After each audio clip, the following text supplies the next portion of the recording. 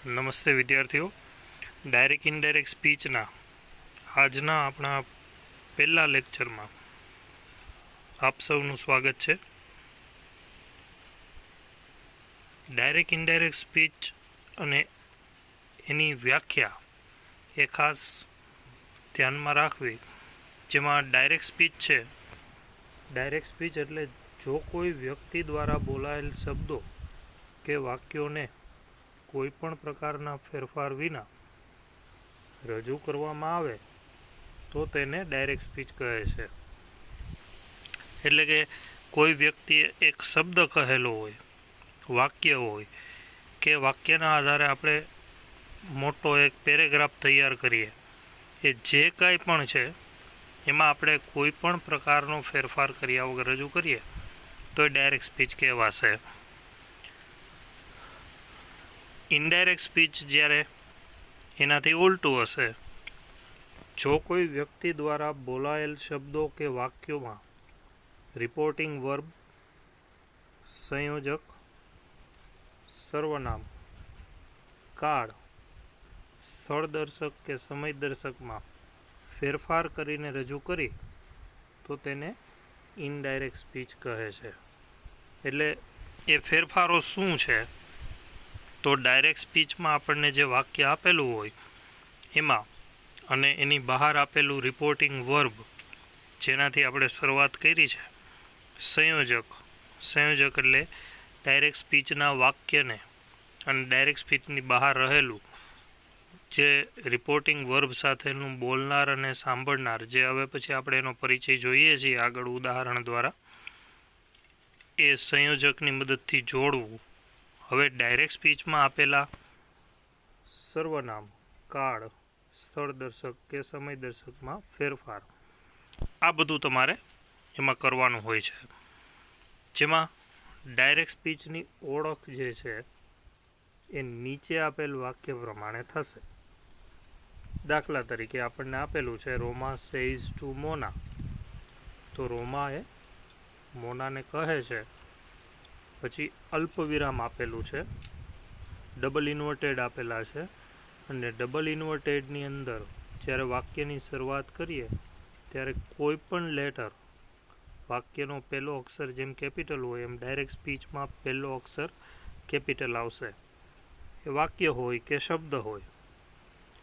I will give you my pen, full stop કરીને વાક્યના પ્રકાર પ્રમાણે જે તે નિશાની મૂકીને ડબલ ઇન્વર્ટેડ પૂરા કરવા. એમાં રોમા છે એ બોલનાર, સ્પીકર છે એટલે બોલનાર છે, જેને આપણે અત્યાર સુધી કરતા કહેતા આવ્યા છીએ. પછી સેઝ ટુ રિપોર્ટિંગ વર્બ, જેને આપણે અત્યાર સુધી ખાલી વર્બ તરીકે ઓળખતા, અહીંયા એને રિપોર્ટેડ સ્પીચમાં છે એટલે રિપોર્ટિંગ વર્બ કહે છે. મોના જે આપેલું છે તો એ મોના સાંભળનાર છે, જે કર્મ પણ કહી શકાય, આપણે એને ઓબ્જેક્ટ તરીકે ઓળખતા આવ્યા છીએ. અને ડબલ ઇન્વર્ટેડની અંદર આપેલું વાક્ય I will give you my pen એ રિપોર્ટેડ સ્પીચ છે.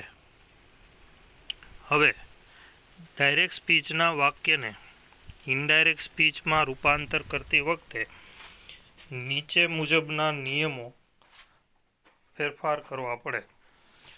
જે ફેરફારો કરવાના છે એમાં પહેલું કથન ક્રિયાપદ, એટલે આપણે રિપોર્ટિંગ વર્બ જે કહ્યું એ વર્બ, એમાં આપણે ફેરફાર કરવાનો થાય. તો શું, કેવું ક્રિયાપદ આપેલું હોય તો શું કરવાનું થશે એ સાથે સાથે જોતા જઈએ. સે ટુ હોય તો સે કરવું, એટલે સે આપેલું હોય તો સેનું સે મૂકવાનું, સેઝ હોય તો સેઝ મૂકવું. સેઝ ટુ હોય એનો મતલબ એવો થશે, પાછળ ટુ હશે ત્યારે કે એમાં સાંભળનાર વ્યક્તિ છે એટલે એનું ટેલ કરવું. સે ટુ છે એટલે સેઝ ટુ હશે તો ટેલ્સ મૂકવું. ભવિષ્યકાળનું ક્રિયાપદ હોય, વિલ સેલ સાથે સે હોય તો વિલ સેલની સાથે સે જ મૂકવાનું છે.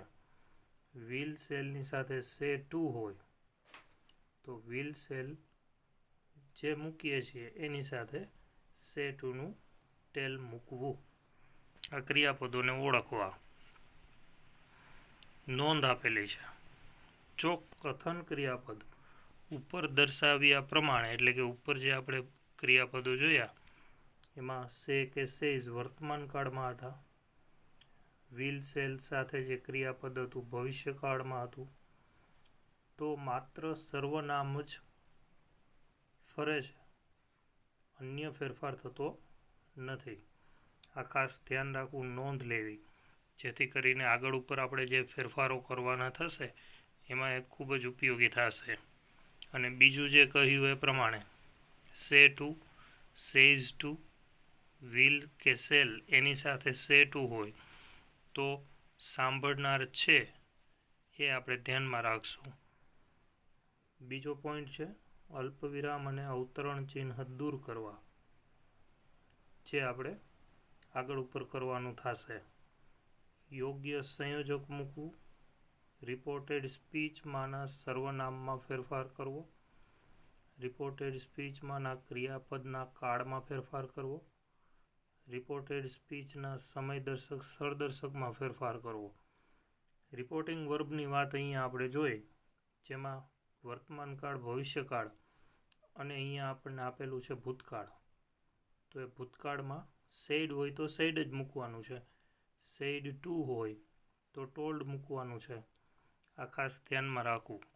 એટલે એ જે ફેરફાર તમે કરશો એ બધા ફેરફારો રિપોર્ટિંગ વર્બના થશે. અલ્પવિરામ અને અવતરણ ચિહ્ન દૂર કરવાના છે દરેકમાં વાક્ય આપેલું હોય ત્યારે. સંયોજક મૂકવાનું છે. યોગ્ય સંયોજક એટલા માટે લખેલું છે કે સંયોજક વાક્યના પ્રકાર પ્રમાણે બદલાતું રહેશે. હવે એમાં જે સામાન્ય ફેરફારો હશે એમાં 4, 5 અને 6, એટલે 4, 5 અને 6 એ જે પોઈન્ટ છે એના કેટલાક ફેરફારો જોઈ લઈએ, જે આપણે ખાસ યાદ રાખવાના છે. સર્વનામમાં ફેરફાર. સર્વનામ આમ તો આપણે જ્યારથી અંગ્રેજીની શરૂઆત કરી હોય ત્યારથી શીખતા આવ્યા છીએ. જેમાં સૌથી પહેલાં ઉપર જે આપણને આપેલું છે પર્સન. પર્સન એટલે first person, second person, third person. એમાં પણ singular, plural, singular, plural, singular, plural એ રીતે આપેલું હશે. સબ્જેક્ટ એટલે કર્તા હશે, કર્તાના સ્થાને આપેલું હશે. ઓબ્જેક્ટ જે હમણાં ઉદાહરણમાં જોયું રોમા અને મોના, તો મોના છે એ ઓબ્જેક્ટ હતું, રોમા છે એ સબ્જેક્ટ હતું. આ ખાસ નોંધ લેવી. Possessive adjective. પોઝેસિવ એડજેક્ટિવ એટલે સંબંધ દર્શાવે, એટલે એને વિશેષણ કહ્યું. પોઝેસિવ પ્રોનાઉન એટલે એને એ પણ સંબંધ દર્શાવશે પણ સર્વનામના અર્થમાં હશે. વાક્ય રચના પ્રમાણે બદલાતું હોય છે. એમ્ફેટિક પ્રોનાઉન ભારવાચક કે સ્વવાચક જેને કહીએ છીએ. જોઈએ ફર્સ્ટ પર્સન સિંગ્યુલર છે તો કર્તા સ્થાને હશે તો આઈ હશે. પછી ઓબ્જેક્ટ હોય એટલે કે કર્મ સ્થાને હોય તો મી હશે. એડજેક્ટિવના સ્થાને હશે એટલે કે વિશેષણના સ્થાને હોય તો માય હશે. પોઝેસિવ પ્રોનાઉનના સ્થાને હોય તો માઇન હોય. એમ્ફેટિક પ્રોનાઉન હોય તો માય સેલ્ફ હોય. એવી જ રીતે ફર્સ્ટ પર્સન પ્લુરલમાં વી, અસ, અવર, અવર્સ, અવર સેલ્વ્સ બહુવચન થશે એટલે સેલ્ફ ACLF એનું બહુવચન થાય એટલે ACLVES થાય. સેકન્ડ પર્સન સિંગ્યુલર અને પ્લુરલ બધી વિભક્તિઓ સરખી સિવાય કે છેલ્લે યોર સેલ્ફ અને યોર સેલ્વ્સ જે તમે ફેરફાર જોતા હશો. બાકી બધી વિભક્તિઓ સરખી રહેશે એકવચન કે બહુવચનમાં. પછી છે થર્ડ પર્સન સિંગ્યુલર, જેમાં હી, શી, ઇટ. હી, શી, ઇટ એની દરેક વિભક્તિઓ હશે. હી તો હિમ હશે, હીઝ હશે, હીઝ હશે અને himself. She, her, her, hers, herself. It, its પ્રોનાઉનમાં સામાન્ય રીતે જોવા મળતું નથી, એટલે ત્યાં આપણે ડેશ કરેલો છે. અને એમ્ફેટિક હશે તો ઇટ સેલ્ફ. થર્ડ પર્સન પ્લુરલમાં હશે ધે, તો ધે છે એ કર્તા વિભક્તિમાં ધેમ, કર્મમાં, વિશેષણમાં ધૈર, સર્વનામમાં ધૈર્સ, અને ભારવાચક કે સ્વવાચકમાં ધેમસેલ્સ. આ સર્વનામનું ટેબલ પણ ખાસ ધ્યાને લેવું. જેની સામે જે વિભક્તિ મૂકવાની થશે એ ઊભી કોલમ પ્રમાણે તમારે મૂકવાની થાય. સબ્જેક્ટમાં માનો કે તમને આય આપેલું છે, તો એ સર્વનામનો ફેરફાર જે પ્રમાણે તમે ફેરફાર કરશો એ આ જ પ્રમાણે થશે, કર્તા વિભક્તિમાં જ થાય. એમાં તમે કર્મ વિભક્તિનું રૂપ મૂકો. માનો કે આય છે ડાયરેક્ટ સ્પીચમાં આપેલું છે, એ કોઈ છોકરા કે છોકરી માટે વપરાયેલું છે, તો હી કે શી જ મૂકાશે. ત્યાં તમે હિમ કે હર મૂકશો તો એનો માર્ક કપાઈ શકે, એટલે ધ્યાન રાખવું. એવી જ રીતે ઓબ્જેક્ટ કેસમાં હશે. ઓબ્જેક્ટ કેસ પણ હંમેશા એ જ રીતે ફરશે. પોઝેસિવ એડજેક્ટિવ એ રીતે ફરશે, પોઝેસિવ પ્રોનાઉન એ રીતે ફરશે, અને એવી જ રીતે એમ્ફેટિક પ્રોનાઉન ફરશે. આ બધા ફેરફારો આગળ ઉપર આપણે ઉદાહરણો જોશું ત્યારે એમાં ફેરફારમાં જોવાનું થશે. હવે એ જ વસ્તુ તમને શાબ્દિક રીતે ઉપર આગળ ટેબલમાં આપેલો હતો એ પ્રમાણે અહીંયા જોવાનું કે પ્રથમ પુરુષના સર્વનામ એટલે પહેલો પુરુષ આઈ કે વી બોલનારના લિંગ અને વચન પ્રમાણે ફરશે. લિંગ એટલે સ્ત્રીલિંગ, પુલ્લિંગ, અને વચન એટલે એક વચન કે બહુવચન, એ પ્રમાણે ફરશે. એવી જ રીતે બીજા પુરુષના સર્વનામ સાંભળનારના લિંગ અને વચન પ્રમાણે ફરે. તો બોલનાર એટલે કર્તા, સાંભળનાર એટલે કર્મ. અહીંયા આપણે એને સ્પીકર અને લિસનર કહીએ છીએ. બોલનાર સ્પીકર, સાંભળનાર લિસનર. ત્રીજા પુરુષના સર્વનામોમાં કોઈ ફેરફાર થતો નથી, જે નોંધ લેવી. એટલે કે હી, શી, ઇટ કે ધે એ સર્વનામો જો હોય તો તમારે કંઈ કરવાનું થતું નથી. નોંધ આપેલી છે, જો યુ કે ઇટ ક્રિયાપદ પહેલાં આવે તો તે કર્તા વિભક્તિનું રૂપ હોય છે ક્રિયાપદની પહેલાં, અને જો પછી આવે તો કર્મ વિભક્તિનું રૂપ હોય છે. આ ખાસ ધ્યાન રાખવું. ક્રિયાપદોના કાળમાં ફેરફાર જોઈએ. હવે તો એ કાળનો સામાન્ય ફેરફાર આપણે કાળની જે ભાષા છે એ પ્રમાણે લખેલું છે. સાદો વર્તમાન કાળ હશે તો સાદા ભૂતકાળમાં ફરશે. ચાલુ વર્તમાન કાળ ચાલુ ભૂતકાળમાં ફરશે. પૂર્ણ વર્તમાન કાળ પૂર્ણ ભૂતકાળમાં ફરે. ડાયરેક્ટ સ્પીચમાં જો આપણને સાદો વર્તમાન કાળ આપેલો હોય, ચાલુ વર્તમાન કાળ હોય કે પૂર્ણ વર્તમાન કાળ હોય, તો એવો જ સામે ભૂતકાળ લેવો, એ આપણે લખેલું છે. સાદા વર્તમાન કાળનો સાદો ભૂતકાળ થાય, ચાલુ વર્તમાન કાળનો ચાલુ ભૂતકાળ થાય, પૂર્ણ વર્તમાન કાળનો પૂર્ણ ભૂતકાળ. હવે સાદો ભૂતકાળ હોય તો પૂર્ણ ભૂતકાળ થાય, ચાલુ ભૂતકાળ હોય તો ચાલુ પૂર્ણ ભૂતકાળ થાય, પૂર્ણ ભૂતકાળમાં પૂર્ણ ભૂતકાળ જ રહે છે. આ કાળના ફેરફાર છે. એનું પણ ટેબલ આપણે યાદ રાખવા માટે બનાવેલું છે. કાળમાં ફેરફારમાં ડાયરેક્ટ સ્પીચની અંદર તમને એમિઝાર આપેલું હોય તો વોઝવેર થશે, તો અહીંયા વોઝવેર કરવાનું. ડાયરેક્ટ સ્પીચમાં હેવ હેઝ તો હેડ કરવું, વોઝવેર તો હેડ બીન કરવું, ડુ ડઝ તો ડીડ કરવું. ડીડ આપેલું હોય એટલે સાદો ભૂતકાળ આપેલો હોય તો હેડ અને V3 મૂકવું, પાસ્ટ પાર્ટિસિપલ મૂકવું. કેન આપેલું હોય તો કુડ મૂકવું, મે આપેલું હોય તો માઇટ મૂકવું, શેલ વિલ હોય તો વુડ કરવાનું થાય. આ બધા કાળના ફેરફાર છે.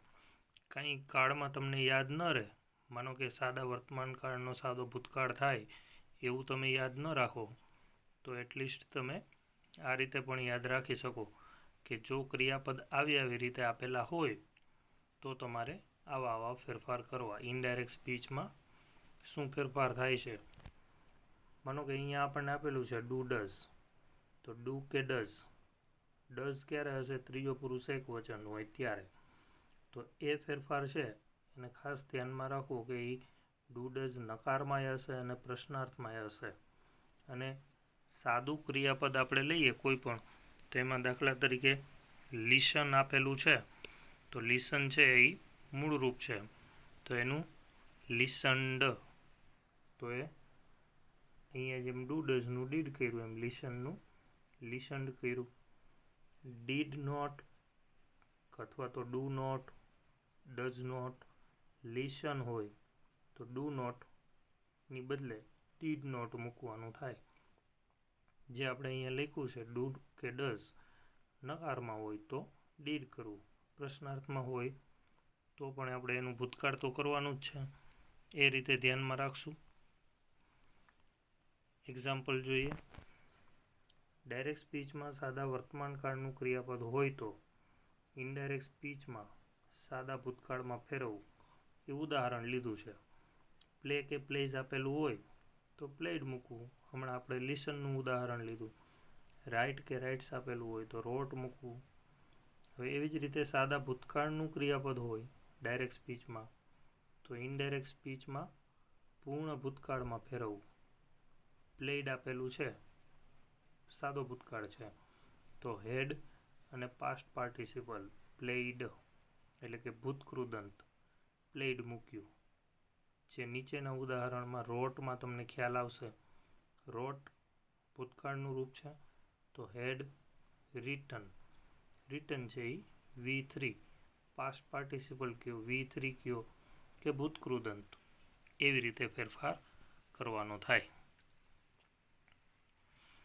સમય દર્શક અને સ્થળ દર્શક શબ્દોમાં ફેરફાર એ થોડું યાદ રાખવા માટે મગજમાં તમારે માનસિક રીતે એવી તૈયારી રાખવી કે સામસામે જે ફેરફાર થાય છે એ ખાસ યાદ રાખી લેવા. ધીસ એક વચન કે બહુવચનમાં હોય તો ધેટ કે ધોઝ થશે.